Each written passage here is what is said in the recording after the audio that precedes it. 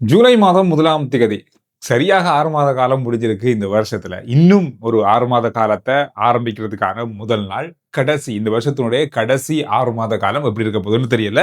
இன்று முக்கியமான செய்திகள சுருக்கமா நாங்க பார்க்க போறோம். அதாவது இலங்கையில இப்ப ஒரு மிக முக்கியமான விஷயம் தொடர்பாக கலந்துரையாடல்கள் நடக்குது. ஜனாதிபதி ஒரு குழுவையே நியமிச்சிருக்காரு. இது தொடர்பான அறிவித்தல்கள் தொடர்ச்சியாக வழங்கப்பட்டு கொண்டிருக்கிறது. எல்னினோ அப்படின்ற காலநிலை மாற்றம் இலங்கையை எப்படி பாதிக்க போகுது அப்படின்ற ஒரு பெரிய கேள்வி கடந்த நாட்கள்ல இருந்து வருது. பாதிக்கலாம், பாதிக்காமலும் போகலாம், என்ன வேணாலும் நடக்கலாம். இந்த எதிர்ப்பு குரல்கள் இப்பொழுது இருக்கிறது. ஆனால் இப்பொழுது வருகின்ற புதிய தகவல்கள் அடிப்படையில 63% அதிகமான பகுதி இலங்கையில இந்த எல்னினோ காலநிலை மாற்றம் காரணமாக பாதிப்புகளை ஏற்படுத்துமா. 33% தான் இது குறைவாக இருக்கும் அப்படின்னு சொல்லி கணிக்கப்பட்டிருக்கு.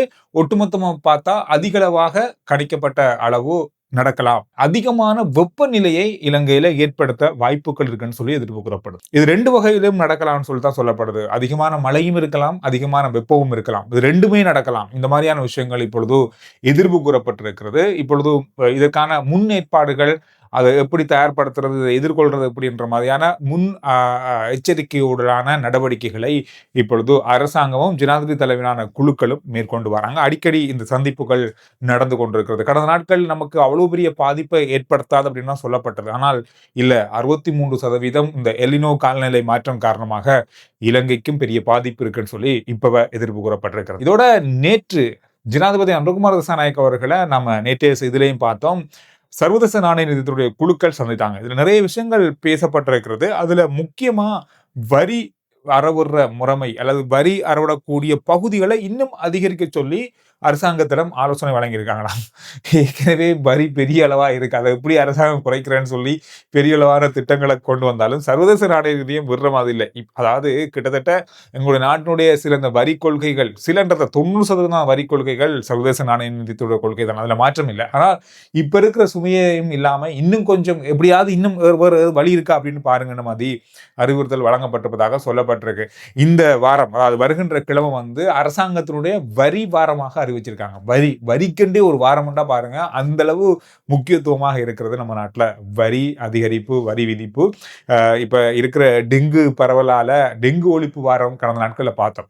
பாரகிழமை வரி அறவுறதுக்கான விழிப்புணர்வுகளை ஊட்டுறதுக்கான எந்த மாதிரியான துறைகள்ல வரி அறவுறாங்க, எப்படி அறவுறாங்க, எந்த மாதிரியானவங்க வரி செலுத்தணும், செலுத்தக்கூடாது, இந்த மாதிரியான அறிவுரைகளை வழங்கக்கூடிய வரி விதிப்பு வாரமாக வரப்போகுது பாரக்கிழமை. அமைச்சர் நலிந்த ஜெயதிச இன்றைய நாளில் அமைச்சரவை தீர்மானங்களை அறிவிக்கின்ற கூட்டத்தில் மிக முக்கியமான விஷயங்களை சொல்லியிருக்காரு. இதுல பெரிய அளவா இன்றைய நாளில் சமூக வலைதளங்கள்ல, செய்தி ஊடகங்கள்ல பேசுறவருடைய பேருந்து கட்டண அதிகரிப்பு 12% அதிகரிக்கிறது ஜூலை மாதத்திலிருந்து. இது பழமையா ஒரு வருஷத்துல நடக்கின்ற பேருந்து கட்டணங்களுடைய அதிகரிப்புக்கான ஒரு நடவடிக்கையாகத்தான் இருக்கு. இன்றைய நாளில் அமைச்சரவை அங்கீகாரம் அதற்கு வழங்கப்பட்டிருக்கிறது.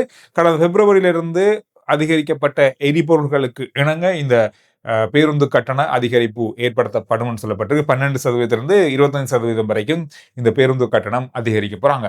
இன்னும் ஒரு முக்கியமான விஷயம், அவசர கால நிலைமை. கடந்த வருஷம் தித்வா புயலினால பாதிக்கப்பட்ட மக்களுக்கான நிவாரண பணிகளை செய்யறதுக்காக ஒரு அவசர கால சட்டத்தை கொண்டு வந்தாங்க. இந்த அவசர கால சட்டம் இந்த மாசத்தோட நிறைவுக்குள்ள வரப்போகுது அப்படின்ற மாதிரியான தகவலையும் அமைச்சர் குறிப்பிட்டிருந்தாரு. இந்த அவசர கால சட்டத்தை பயன்படுத்தி சில கைது நடவடிக்கைகளா இருக்கட்டும், இது மக்களுக்கு எதிராக பயன்படுத்தப்படும் சொல்லி எதிர்கட்சிகள் பெரிய அளவா பிரச்சாரம் செஞ்சாங்க. அந்த மாதிரி எதுவும் நடக்கல.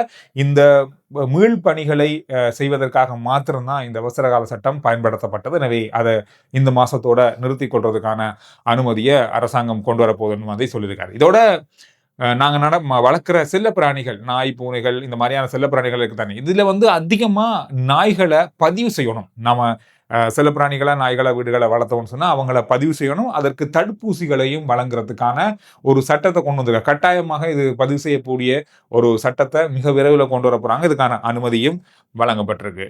இலங்கையினுடைய முன்னாள் அரச புலனாய்வு பிரிவினுடைய பணிப்பாளர் சுரேஷ் சலை அவர்கள் உணவு தவிர்ப்ப கைவிட்டிருப்பதாக சொல்லப்பட்டிருக்கிறது. கடந்த நாட்களில் அவர் தேசிய வைத்தியசாலையில் அனுமதிக்கப்பட்டு சிகிச்சை பெறுகின்ற நிலையில் அவர் உணவு தவிர்ப்ப செய்து வந்தார். எனவே அது இப்ப கைவிடப்பட்டிருப்பதாக அறிவிக்கப்பட்டிருக்கு. இதுல நீதிமன்றம் ஒரு சில கட்டுப்பாடுகளையும் சில அறிவித்தல்களையும் கொடுத்திருக்காங்க.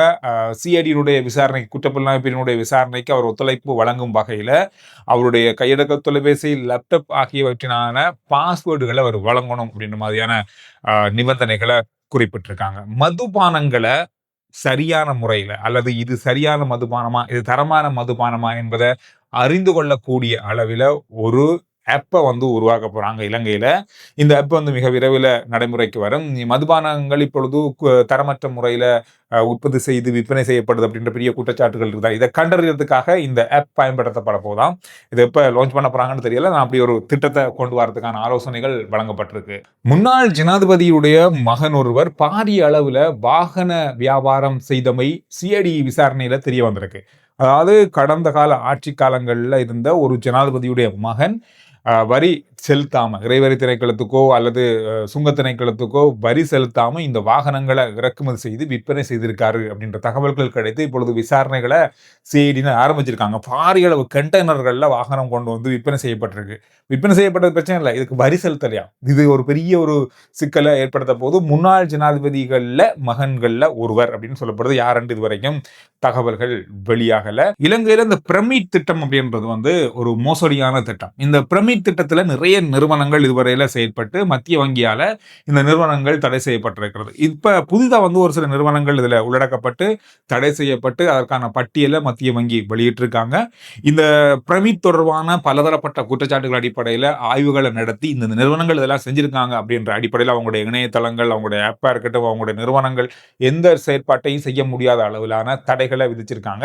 இப்போ வந்து ஒரு நிறுவனத்துல நீங்க முதலீடு செய்ய போறீங்க அல்லது ஏதாவது விஷயத்துல நீங்க அதுல ஏதாவது வேலையை செய்றீங்க என்ற ஒரு இது வரும்போது இந்த நிறுவனம் சரியானதா, பதிவு செய்யப்பட்டதா, இல்ல இதுக்கு ஏதாவது தடைகள் இருக்கிறதா என்பதை நீங்க மத்திய வங்கியினுடைய இணையதளத்துக்கு போனாலே அதை நீங்க சரியான முறையில் அறிந்து கொள்ளக்கூடியதாக இருக்கும். ஏன்னா இப்பொழுது அவங்க புதிய ஒரு பட்டியலை வெளியிட்டிருக்காங்க.